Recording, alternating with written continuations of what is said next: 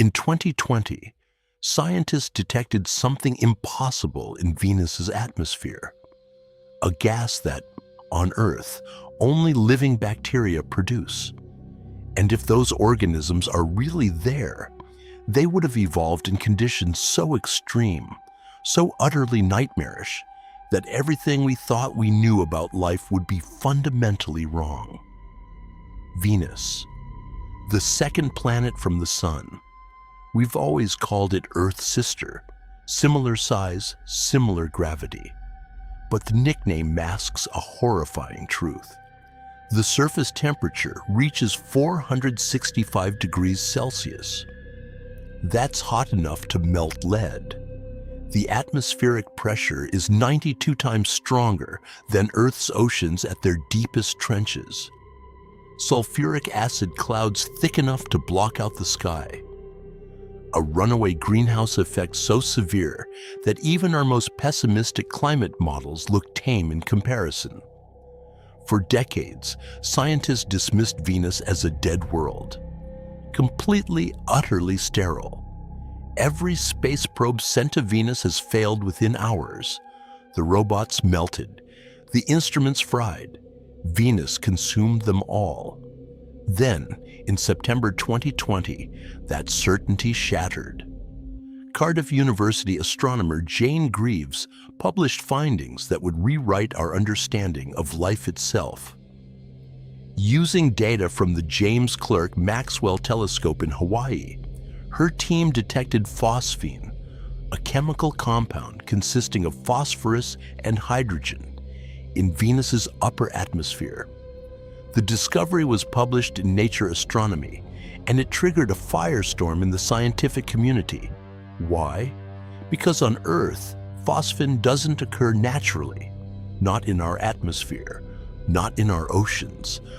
The only biological mechanism we've ever discovered that produces phosphine are anaerobic bacteria, organisms that thrive without oxygen, that live in extreme conditions, in sewage and swamps and the guts of animals.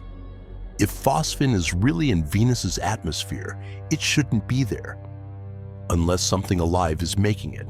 This is what we call a biosignature, a chemical fingerprint, a signal that says life was here. Let's be clear about what this means and what it doesn't. The phosphine detection doesn't prove life exists on Venus, but it's a marker, a chemical trace that could indicate biological activity. And the implications are staggering, because Venus is the last place we ever expected to find life. Venus's clouds exist in a zone that's actually habitable. Between 48 and 60 kilometers above the surface, temperatures drop to a reasonable 0 to 60 degrees Celsius. Pressure becomes almost Earth-like, and if life were somehow surviving there, floating in those sulfuric acid clouds, it would have to be unlike anything we've ever encountered. These hypothetical organisms would be extremophiles on a scale we can barely comprehend.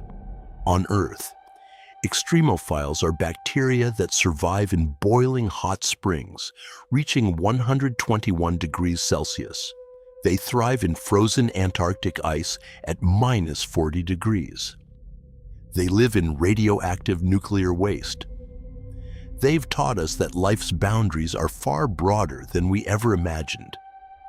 Some bacteria can repair their own DNA in real time, fixing mutations faster than radiation damage can accumulate. Others produce protective shells of crystalline minerals that shield them from lethal radiation. Some have evolved enzymes that function at temperatures that would cause normal proteins to dissolve into useless mush. But Venus would demand something more. It would demand life that doesn't just tolerate sulfuric acid, but perhaps uses it. Life that doesn't need oxygen. Life that could metabolize phosphorus compounds in ways we've never documented. Life that exists in a perpetual state of chemical chaos. The phosphine signal itself is mysterious and haunting.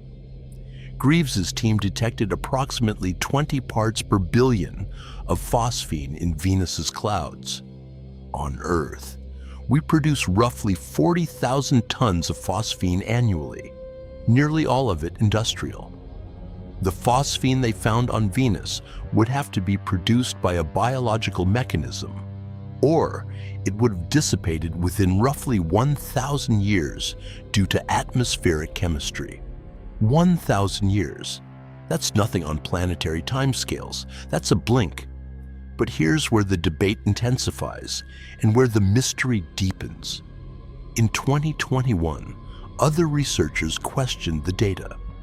Sulfur dioxide in Venus's atmosphere could potentially interact with other chemicals to create phosphine non-biologically.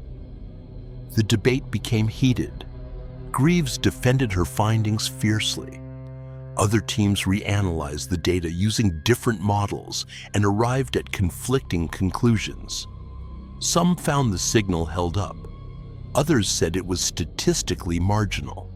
This is science functioning as it should. Skepticism, replication, debate. But for us, it raises a haunting question. What if they're all right?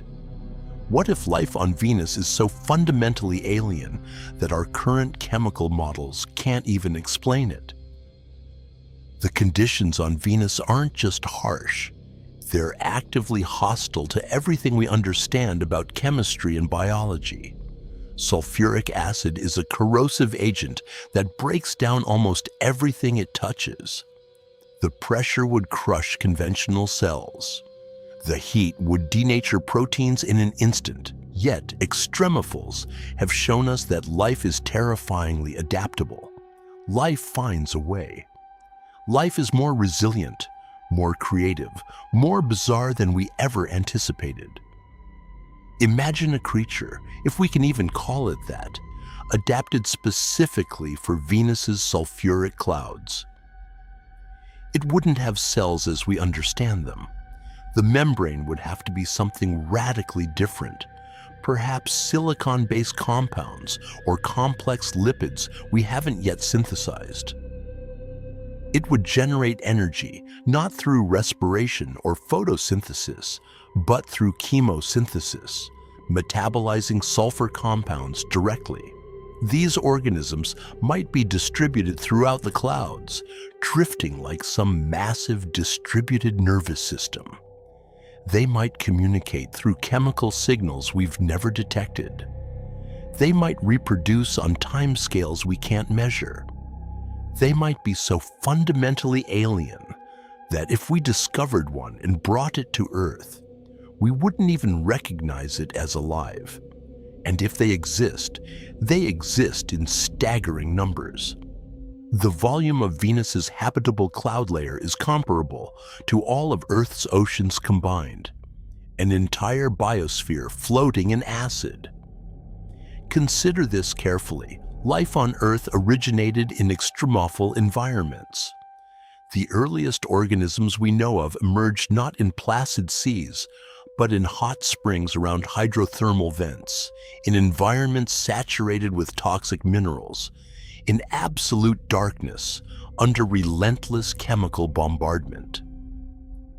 If life could begin in those conditions, why couldn't it thrive on Venus? The phosphine detection is just the signal. We still don't understand the mechanism. We don't know the source. We don't know if it's biological at all. But the very fact that we're asking these questions means something fundamental has shifted in our understanding of the cosmos.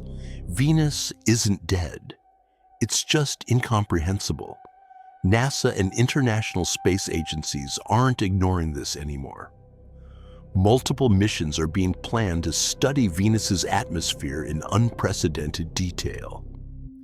The Da Vinci Plus probe will descend through the clouds, measuring atmospheric composition, searching for anomalies.